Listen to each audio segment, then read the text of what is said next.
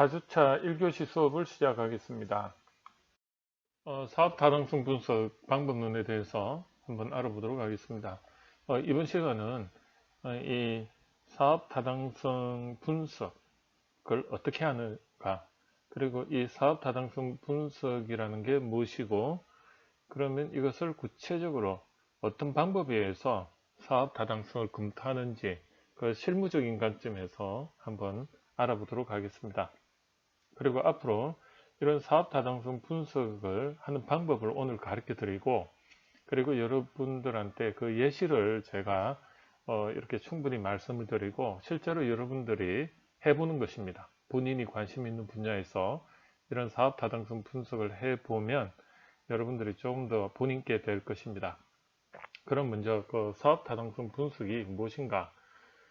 크게 세 가지로 나눌 수가 있는데요. 첫 번째가 시장이 있는가, 즉 시장에 판매가 가능한가, 즉 그 시장성 관점에서 이 사업 타당성을 먼저 분석을 하고요. 그리고 그 시장이 원하는 제품이나 서비스를 만들 기술이 있는가. 근데 그 기술이라는 것은 목표 가격에 만들 수 있는 게 기술입니다. 이 목표 가격에 만든다는 것은 그 목표는 경쟁력이 있는 목표 가격인데요. 경쟁자 대비해서 그리고 고객의 눈높이를 맞추면서 우리의 그 한정된 자원으로 만들 수 있는 게 기술입니다. 그래서 기술성이라는 것은 결국은 코스트 다운을 할 수 있는, 그리고 시행착오를 줄임으로 해가지고 개발비를 줄이는 게 결국은 기술성이거든요. 그래서 이러한 기술성이 있는가, 그런 걸 한번 이 사업 타당성 분석을 할 때 한번 검토를 해보는 것입니다. 그리고 마지막으로 이 수익성, 즉 경제성이 있는가, 이게 최종 이제 목적인데요. 우리가 사업 타당성 분석을 하는 것은 결국은 이익이 나는지 안 나는지를 검토하는데, 그럼 어떻게 하느냐? 이 시장성에서 이거 매출이 나오고, 그리고 기술성에서 비용이 나오면 매출에서 비용을 빼면 영업이익이죠. 그래서 이 영업이익이 결국은 기업의 가치가 되는 것입니다. 그래서 이 수익성이라는 것은, 이 경제성이라는 것은 결국은 수익이 나느냐, 즉 순 이익이 나느냐, 그런 게 수익성 분석이고요.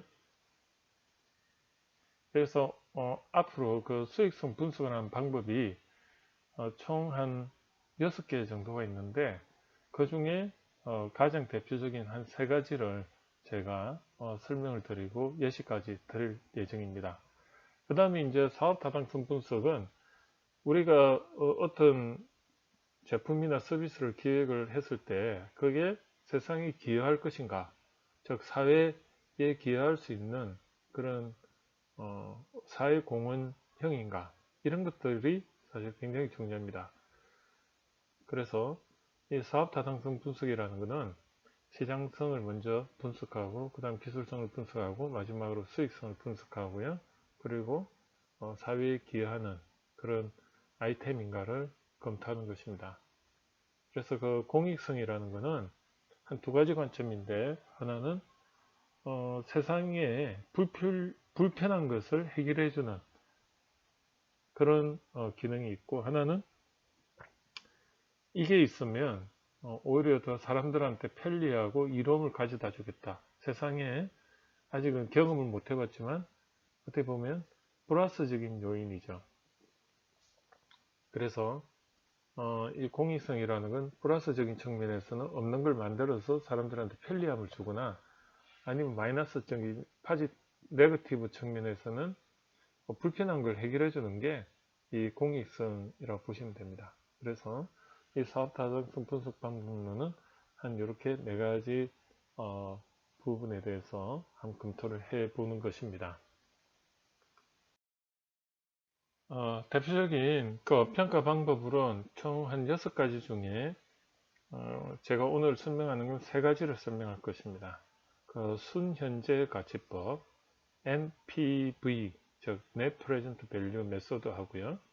그 다음에 간이사업 타당성 분석법, 그 다음에 순영업이익법, NOI, Net Operation Income 메소드, 이렇게 세 개를 할 건데, 우선 전반적으로 6개가 어떤 게 있는지 한번 짚고는 넘어가겠습니다. 첫 번째가 회수기간법, 투자에 소요된 자금을 회수하는 데 걸리는 시간을 기준으로 평가하는 방법이다.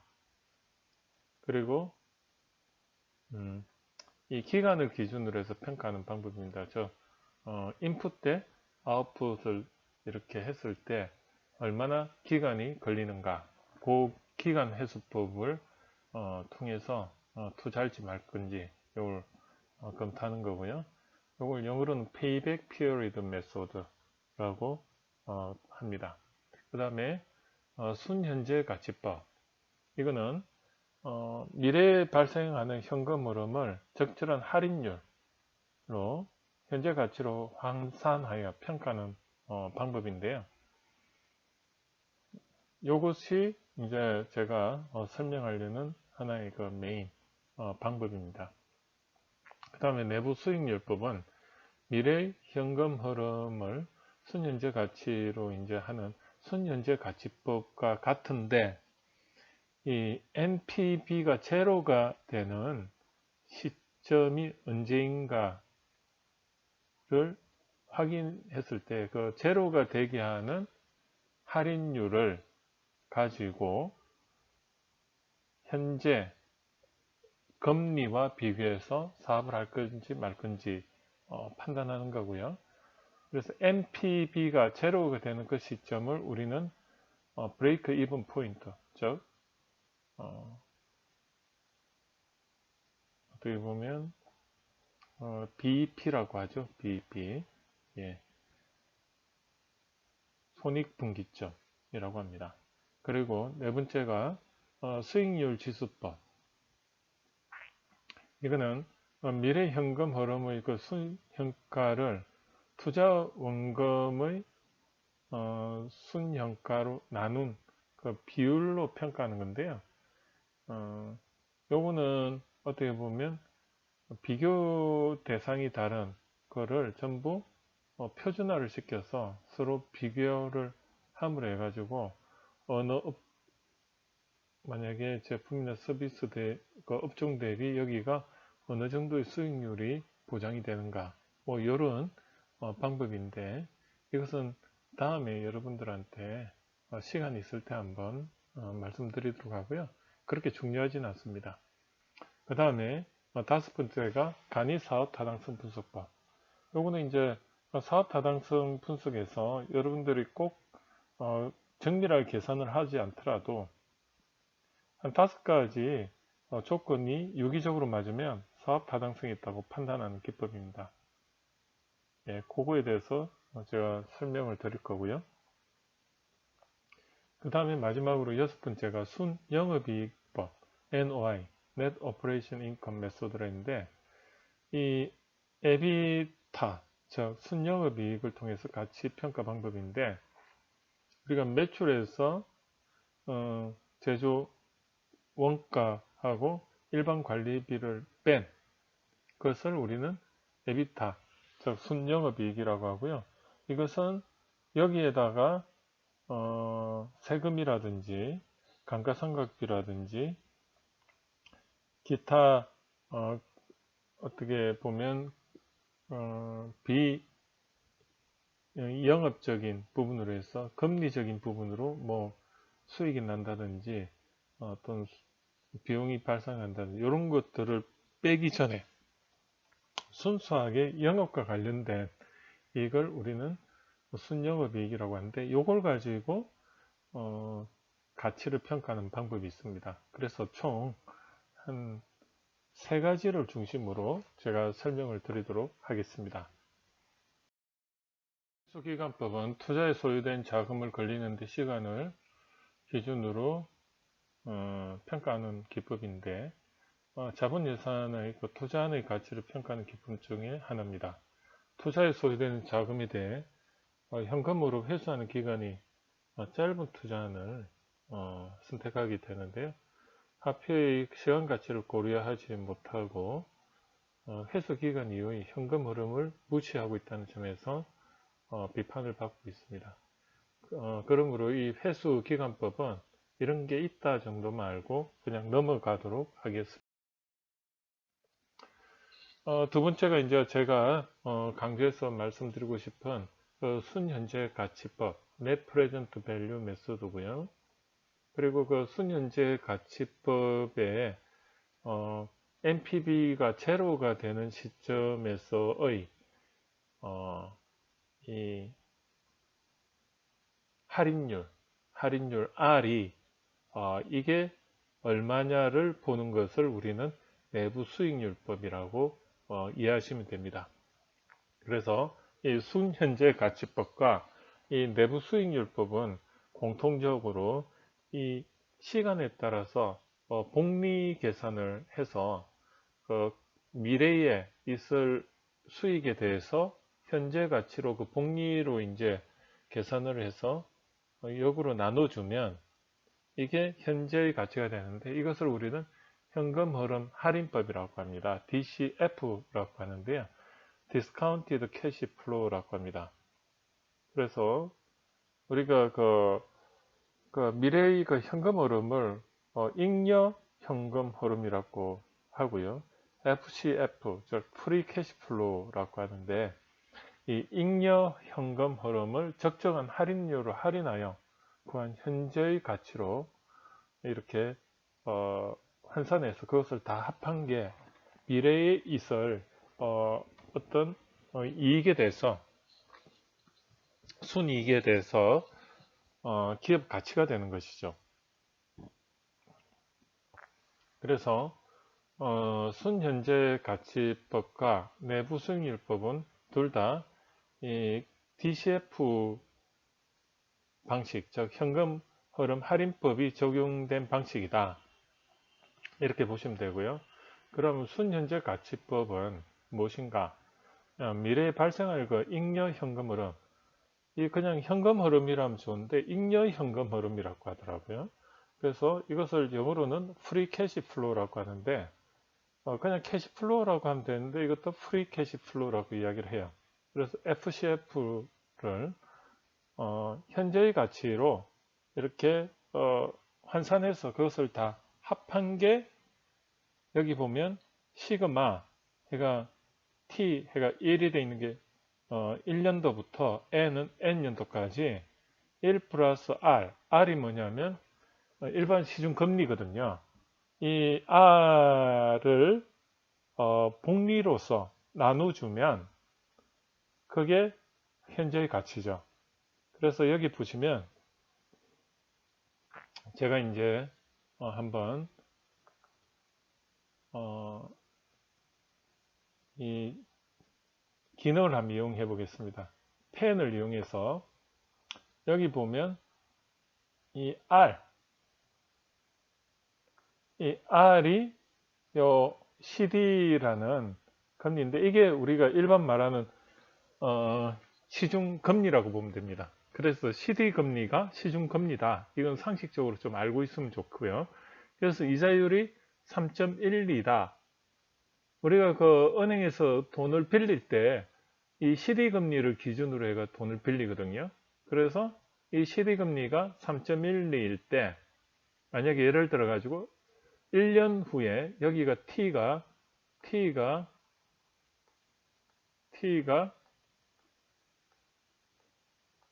1년 후일 때 그때 여기 금액이 만약에 얼마다 100이다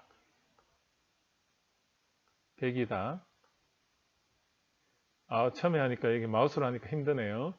이 100을 이 금리가 1년 후에 우리가 100을 번다고 했을 때 그게 현재 가치로 하면 여기 3.12%니까 어떻게 됩니까? 0.0312가 되죠. 그래서 100을 1 플러스 0.0312의 t가 1이니까 요것을 나눠준 게 1년 후에 100이 지금 현재 한 99점 얼마 되겠죠. 그거에다가 이게 뭘까요? CF0는 투자입니다. 투자.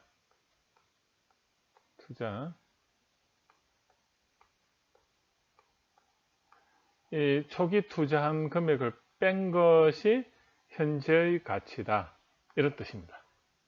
그런데 이게 이제 T가 뭐 예를 들어 2년도 될 수 있고 3년도 될 수 있고 그렇죠. 그래서 4년도 될 수 있고 뭐 그래서 우리가 사업을 만약에 이거를 4년 후까지 할 거다. 그러면 1년 후에 요 시 캐시플로우가 얼마고 이걸 현재의 가치로 하고 거기다가 2년 후에 또 100에다가 요 아래에 있는 요 1 플러스 R이 0.0312에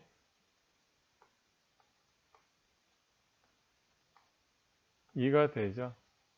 이런 식으로 해서 4년까지 이렇게 쭉쭉쭉쭉 그러니까 요거를 전체를 다 합한 것이 결국은 현재의 가치이고 거기에 초기 투자한 금액 요걸 뺀 게 어떻게 보면 현재의 가치가 되는 것입니다. 이해가 되시죠? 그거를 우리는 잉여 현금 흐름 이게 어떻게 보면 이걸 다른 말로 순 이익이라고 합니다. 이익. 순이익은 어떻게 되냐면 순영업이익, 영업과 관련된 순영업이익에다가 제가 한번 잘 해볼게요. 순영업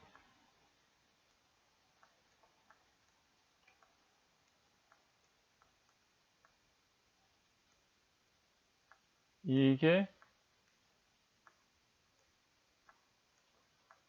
뭘 뺀 거죠? 우리가 들어가는 게 세금, 법인세 같은 세금,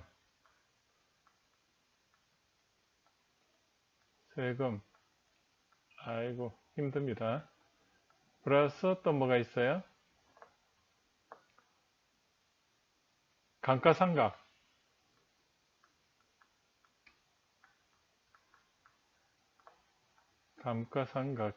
예. 아이고.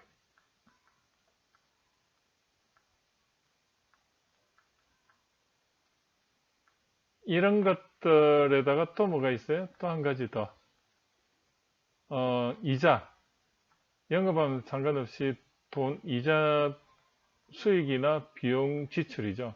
이런 이자까지 다 뺀 걸 순이익이라고 하는데 이걸 우리는 다른 말로 잉여 현금일 FCF 이렇게 이야기를 하는 것입니다. 그래서 이렇게 해서 이 NPB를 구하는 거고요. 뒤에 또 설명하니까 또 넘어가죠. 그리고 참고로 여기 보면 여기 회사채 돼 있죠. 이게 채권입니다. 즉 우리가 그 돈을 빌렸을 때 거기에 대해서 이자는 요걸 내고 있어요. 예. 은행 금리는 요거고 그렇게 보시면 되고 사채를 우리가 빌리면 사채에 대한 금리는 요걸 기준으로 회사채 기준으로 합니다. 그럼 이걸 어디서 알아보느냐? 인터넷에 검색해 보면 실시간으로 이런 게 계속 나오고 있습니다. 아시겠죠? 그 다음에 내부 수익률 이렇게 되어 있는데요. 이 내부 수익률은 뭐냐면 이 내부 수익률이라는 것은 NPV가 순현재 가치 NPV 위에 이 NPV가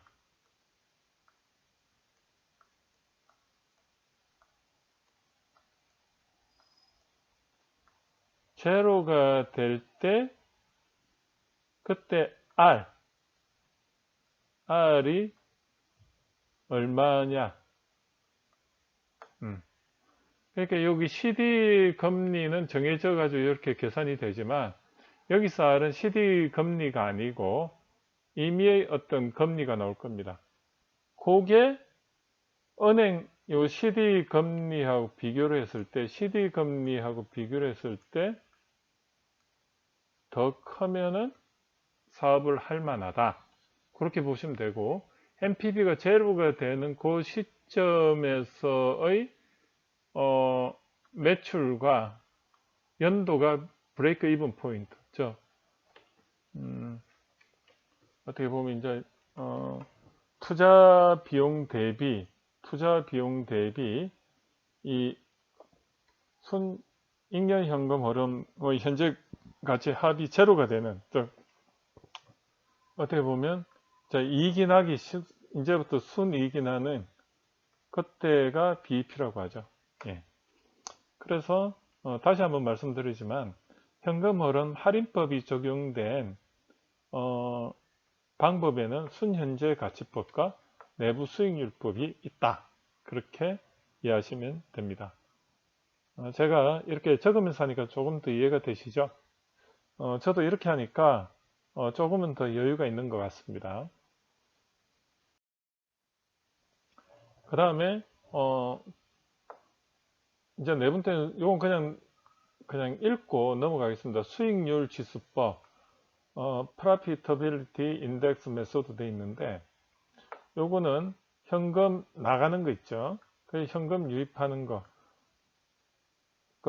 아까 FCF 캐시플로우가 그 당해 연도에 나가는 거의 현재 가치와 그 시점에서 돈이 나가는 거의 현재 가치를 해서 그 비율로 이렇게 표시하는 겁니다. 비율. 이렇게 하는 거는 투자 규모가 다른 두 투자안에 대해서 어느 게 더 괜찮은가, 그걸 비교를 하는 건데요. 근데 이제 비교는 하되 또 단점이 있기 때문에 이 방법은 쓰질 않습니다. 그래서 이런 게 있다 정도만 알면 될 것 같고요. 여러분들이 이걸 다 외우냐? 외울 필요 없습니다.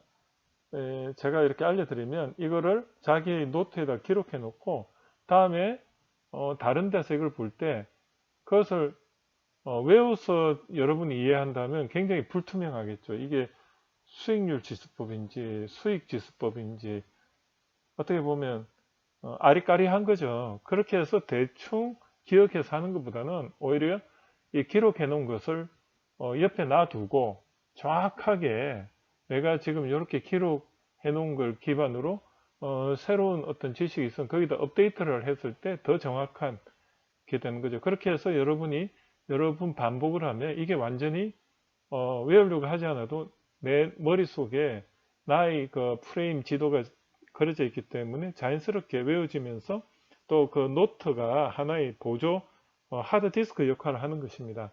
그렇게 가야지 이거를 그냥 무조건 외운다? 그럴 필요 없다는 거죠. 그래서 제가 이렇게 제 나름대로 이거 노트를 제공을 하지만 이거를 여러분 거 하려면 이렇게 옆에 자기 노트로 하나 마스터 노트를 하나 만들어서 기록을 해 놓는 것입니다. 어떤 기록? 이걸 그대로 글자 그대로 기록하는 게 아니고 본인이 생각하는 가장 좋은 완벽한 본인만의 노트를 만드는 것입니다. 그리고 다섯 번째가 이 간이 사업 타당성 분석인데요. 요 한 5가지가 유기적으로 맞으면 사업 타당성이 있다 이렇게 판단을 하는데 이 5가지가 뭐냐 보면 총 자산의 한 1.5배에서 2배가 매출액이면 사업성이 있다. 이렇게 보는 거죠. 자산은 뭐죠? 자산이 뭐죠? 자산은 자변이 자산이고 우척이 뭐죠? 부채, 돈 빌리는 거, 부채 플러스 자본이죠. 자본. 돈을 투자받거나 이런 자본금. 그래서 부채, 즉 은행이 빌린 돈과 내가 투자한 돈을 다 합했을 때 그거보다 매출이 1.5배에서 2배는 더 나와야 된다. 그렇게 보시면 되고요.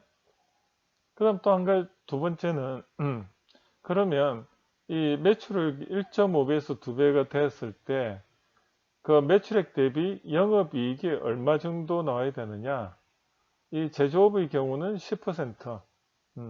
그럼 예를 들어 내가 1억을 투자하면 2억의 매출이 일어난다고 했을 때 그 2억에 대해서 내가 1억을 투자하면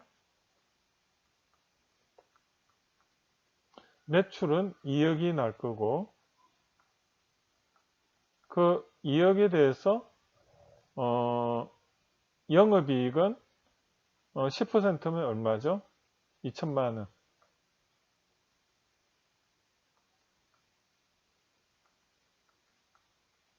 영업이익이 나야 되고 음식점 같은 경우는 4천만 원이 나야 된다.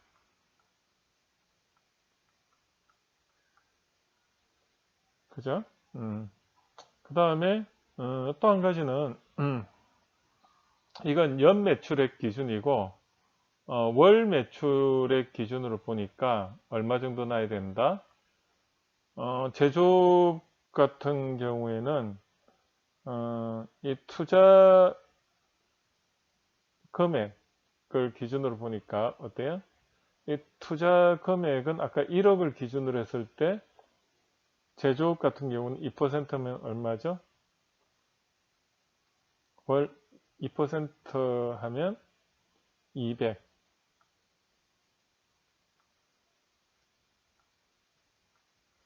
그리고 기타 업적은 300. 월. 이렇게 되는 거죠. 그 다음에 매출액은 인건비에 차지하는 비중이 인건비의 한 6배, 7배가 매출액이 되더라. 그리고 임차료는 매출액의 10분의 1배더라. 그렇게 되는 겁니다. 그래서 만약에 이 매출액이 2억이다. 2억에 아까 1억 투자했으니까 매출액이 2억이면 그 2억에 대해서 임차료는 얼마죠?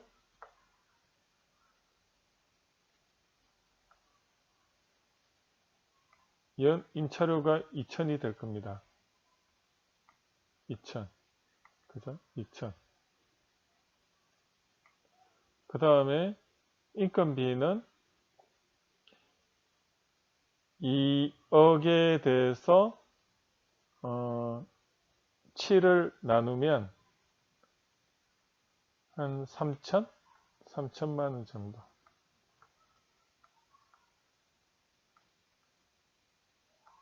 그래서 요 5가지를 가지고 사업 타당성을 간단하게 해볼 수 있다. 그 나중에 설명을 드리겠습니다.